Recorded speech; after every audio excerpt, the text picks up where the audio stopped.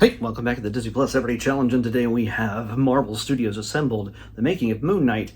Yes, this is the 2022 series. This is an hour and 7 minutes long. It went much faster than that. It felt like it anyway. This is the making of the Moon Knight Disney Plus original series from the MCU, from the Marvel Cinematic Universe, and it stars Oscar Isaac, Ethan Hawke, a number of other people that you might recognize, and some brand new ones you might not. F. Murray Abraham is playing the voice of Khonshu. We have May Kalamawi as Layla, and we get to. There's just lots of fun in this. What we get in this documentary, it's a little bit structured a little bit differently than some of the other Marvel Studios assembled things. They go deep into explaining where Moon Knight came from in the comics. They actually reference his origin story, where he first appeared in Werewolf by Night 32, and you see him. You see just the different choices they make in the creators who brought Moon Knight to life throughout the 70s and 80s and 90s and the 2000s and beyond. And you get to see some of they show on screen some of the more inspirational visual moments, obviously depicted by so many great artists, including Bill Sienkiewicz, which is my favorite. He introduced me to the character of Moon Knight back in the 80s when I would see that comic on the racks, back when comics were sold on spinner racks in little shops down by the beach in New Jersey. I didn't live in New Jersey. When I would visit New Jersey, I have a distinct memory of going to this little shop just not even a block from the beach and going in there and get snacks and then just looking at the comics and Bill Sienkiewicz could really do a Moon Knight cover, and interiors, of course, as well. But basically, that was my introduction to the character. He was never like my favorite character or something that I followed closely, unlike some friends of mine. But I always knew that he was pretty much a badass, and it was kind of cool to see him finally get his own show performed by Oscar Isaac, who gets to perform no less than two. By the way, yeah, just telling you right now, some spoilers might sneak into this because, hey, you know what? You shouldn't be watching this or me talking about this unless you've seen the show itself. And I'm going to highly recommend you see the show, but you should also watch this when you're done with this, and maybe you can watch me somewhere in between. I don't know. But it's already too late for that. But he plays at least two distinctly different characters within the same body. And then they're also their super heroic versions of those characters in their white outfits. This is just,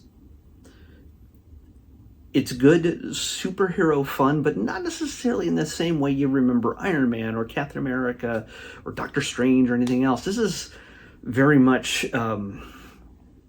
character study, and it's very much about somebody who probably wouldn't ever be considered a hero in any way, shape, or form, but he has a mission. And this documentary actually digs into that with the three directors that were involved in this, Mohammed Daib, Justin Benson, and Aaron Moorhead. The three of them are literally just sitting around chatting about this through back and forth between behind the scenes shots of filming and things like that. But you also get Oscar Isaac and Ethan Hawke and so many other people throughout the cast and crew talking about everything that goes into it. Of course, you're going to talk about the costumes and the props and the set design and the visual effects and the characters and how you brought them to life, especially if you have to bring them to life digitally, if they're an ancient Egyptian hippo named Tarouet. And I'm pretty sure I said that wrong. But yeah, there's lots to be had from this documentary, especially if you love Moon Knight. You want to get a really close-up look. I have a friend who does Moon Knight cosplay, and he has done every single version of Moon Knight's costumes that have ever existed in comics and visually, like, well, in this series, of course, when this show came out, he did one that is as close as you can probably get. I mean, but I noticed in this, there's a ton of detail put into every fiber of Moon Knight's costume, especially not the Mr. Knight one. The Mr. Knight one, yes, definitely. There's lots of little tiny details in that. And he's done that costume as well. But the main fighter, Mark Spector version of Moon Knight, yeah, the detail is incredible. And he's done all of these things. He does an amazing job. And I'm just thinking, next time I see him in that costume, I gotta be like, did you get all those little tiny details? Maybe not. He makes all of his costumes himself. But if I imagine he's seen this documentary. If he hasn't, I'm going to tell him to go look at it. And it's the kind of detail that these people and effort they put into this stuff that we don't necessarily ask them to do or expect them to do. You could literally have the cloth and make it wrapped sort of like a mummy in a sense. And you go, that looks like Moon Knight, but they go the extra mile and put certain levels of texture and symbols and everything else throughout the outfits that makes for some. It's again, we don't fully appreciate it on the surface as people are fighting and swooping in and doing all sorts of action, but yeah, I've seen these costumes up close at like different conventions and things like that over the years. And even then, I didn't realize just how detailed they were compared to what I just saw in this. So, if you're a big fan of just all aspects of this and just the storyline, understanding the mentality behind the characters, the heroes and the villains, and I mean, again, there's always that issue where you're like, this is very Egypt centric. Are we gonna honor? Are we going to respect the history rather than making some sort of cartoonish movie version of Egypt and Egyptian things and gods and symbols and things like that? Are you going to pay respect to it in a proper way that shows it for what it really is? Or are you just going to just make it, well, we're going to make it funny and fancy? Yeah, that means certain licenses were made, or, they took some licensing, to a certain degree, but it was never done just sloppily, like, oh, let's just make him look whatever. There's a certain level of effort put into that. Also, the idea that we have a main character has dissociative identity disorder. It's a mental, do I call it an illness? Is it an illness?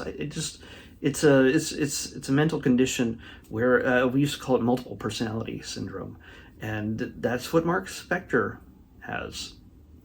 He has created different identities to handle different parts of trauma in his life, and that has created Stephen Grant, who is a very different person. And when you see Oscar Isaac talking about everything he went into creating these different characters. Yeah, the accent is much more pronounced with Stephen Grant. He's British, but there's also Mark Spector, who doesn't necessarily talk just like Oscar Isaac does. It's just kind of fun to see him switching between these characters and talk about how he went into it. Actors will care about that more than just the average Joe, but it's still, you just see the fun that went into putting this together. Again, it's part of the era of documentaries from Marvel that took place in the pandemic era, and you just see that level of strain with people wearing masks and everything else of going, this is during a very weird time in our history, just seeing all this. So I highly recommend it. There's so many Disney Plus Marvel Studios assembled documentaries on here, and we had two in a row today. And then over the last 2 days, we've had 2 in a row so far. I imagine when I pick the next one, hopefully we will not get a third one. Not that I won't watch it or don't want it. It's just that we need some variety. And the really strange thing is that as I was researching this on my list, I realized there's a bunch more that I didn't have on this quarter's list, like Black Widow and some of the older stuff, like even Loki season 1. We just did Loki season 2 yesterday. Loki season 1, we didn't watch that one yet. I think I watched it personally, but I don't think I watched it as part of the series. So there's like a half dozen more I just have to add to the list next quarter. I'm not going to add it now. It'll lessen the chances we'll end up having to watch a bunch of them in a row. So let's find out. Let me pick tomorrow's episode. 105. Okay, we're close. We're still in that low 100s, but Marvel tends to be in the one right now is in the 120s to 130s. 105 is what we're looking for. Okay, we got another documentary, and just so you're aware, we have a lot more documentaries than anything else. Thank you, National Geographic, than anything else that we have left on Disney Plus. Again, over the years I've been doing this, it just randomly picks whatever that number says corresponds to a number on this sheet, and that's what I watch. And yeah, Disney has a lot of documentaries they make themselves and brought in from National Geographic. This one is very different than the two we've just seen. It's not Marvel related, no superheroes. It is going to be a nature related one. It's called Jungle Animal Rescue. So yeah, you will. I agree. It's probably a series, maybe. I imagine you're not rescuing everything in just one episode, one 45-minute thing. There might be different animals on different episodes. I have no idea, but we're going to watch it anyway. Jungle Animal Rescue in the next Disney Plus Everyday Challenge. I'll see you back here tomorrow with that.